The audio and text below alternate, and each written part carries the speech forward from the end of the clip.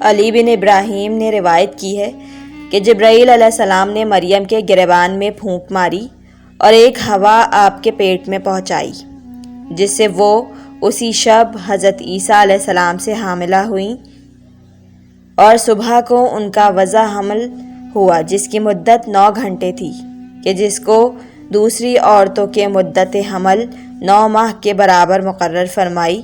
حضرت امام محمد باقر علیہ السلام سے منقول ہے کہ جبرائیل علیہ السلام نے مریم کا کرتا پکڑ کے اس میں پھونکا تو عیسیٰ اسی وقت ان کے رحم میں کامل ہو گئے، جس طرح لڑکے ماں کے پیٹ میں 9 مہینے میں کامل ہوتے ہیں، تو وہ غسل خانے سے باہر آئیں اس حاملہ عورت کی طرح جس کا زمانہ حمل پورا ہو چکا ہوتا ہے اور لڑکا پیدا ہونے والا ہوتا ہے، اور ان کی خالہ کی نگاہ ان پر پڑی، تعجب ہوا اور مریم شرم سے اپنی خالہ اور زکریا سے علیحدہ ہو گئیں، جیسا کہ خداوند عالم فرماتا ہے، وہ حضرت سے حاملہ ہوئیں اور تنہائی و عزلت اختیار کی، یا لوگوں سے بہت دور ایک مقام پر چلی گئیں۔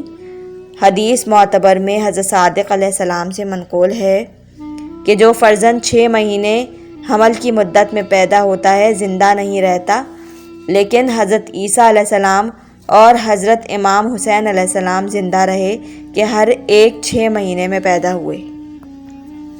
پھر ان کو وضع حمل کا درد درخت خرما کے نزدیک لایا، اور جب حضرت عیسیٰ علیہ السلام پیدا ہوئے تو کہا، کاش میں اس سے پہلے مر گئی ہوتی اور میرا نام لوگوں کو بھول گیا ہوتا۔ مرگ کی تمنا اس لیے کی کہ لوگ ان کی نسبت برا گمان کریں گے۔ حضرت صادق علیہ السلام سے منقول ہے کہ موت کی آرزو اس لیے کی کہ کوئی نیک صاحب عقل قوم میں ان کو برائی سے نسبت نہ دیتا۔ اور علی بن ابراہیم نے روایت کی ہے کہ جب مریم دردزے کی وجہ سے باہر نکلیں تاکہ کسی مقام پر پناہ لیں، وہ بنی اسرائیل کے بازار کا دن تھا اور ان کا ازدحام تھا۔ حضرت مریم علیہ السلام جولاہوں کی طرف سے گزریں۔ اس زمانے میں جولاہی شریف ترین پیشہ تھا۔ وہ جولاہے نیلے خچروں پر سوار تھے۔ مریم علیہ السلام نے ان سے پوچھا، خرما کا خشک درخت کہاں ہے؟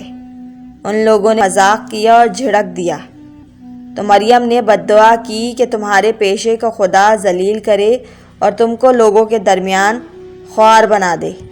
پھر سوداگروں کی ایک جماعت دیکھی اور ان سے درخت کا پتہ پوچھا۔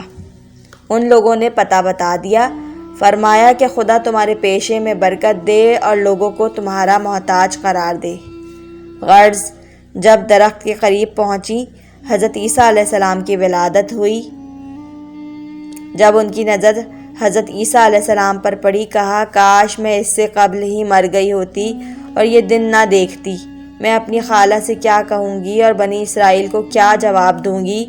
تو عیسیٰ نے نیچے سے آواز دی، یا جبرائیل نے مریم کو ٹیلے کے نیچے سے پکارا کہ غم نہ کرو، تمہارے پروردگار نے ایک نہر یا ایک شریف یعنی عیسیٰ کو بزرگ قرار دیا ہے۔ امام محمد باقر علیہ السلام سے منقول ہے کہ وہ نہر جہاں حضرت عیسیٰ علیہ السلام پیدا ہوئے تھے سالہ سال سے خشک پڑی تھی، اور اس وقت خدا نے اس میں پانی جاری کر دیا۔ خدا نے فرمایا، اے مریم، درخت کا تنے کو ہلاؤ اور تازہ رطب گراؤ اور کھاؤ۔ امام محمد باقر علیہ السلام سے منقول ہے کہ بچہ پیدا ہونے کے فوراً بعد زچہ کے لیے کوئی چیز رطب سے زیادہ مفید نہیں ہوتی، کیونکہ خدا نے اس کو مریم کی غذا وضع حمل کے بعد قرار دی تھی۔ اور حضرت نے فرمایا کہ وہ درخت خشک تھا، اس میں پھل نہیں تھے، کیونکہ اگر وہ پھلدار ہوتا تو ضرورت نہ تھی کہ مریم کو حکم دیتا کہ درخت کو ہلاؤ، بلکہ مریم کی خود خواہش ہوتی، اور جاڑے کا موسم تھا جبکہ پھل کسی درخت میں نہیں ہوتا، تو خدا نے ان کے معجزے کے ظاہر کرنے کے لیے اسی وقت درخت میں پتیاں پیدا کی اور پھل لگا دیے۔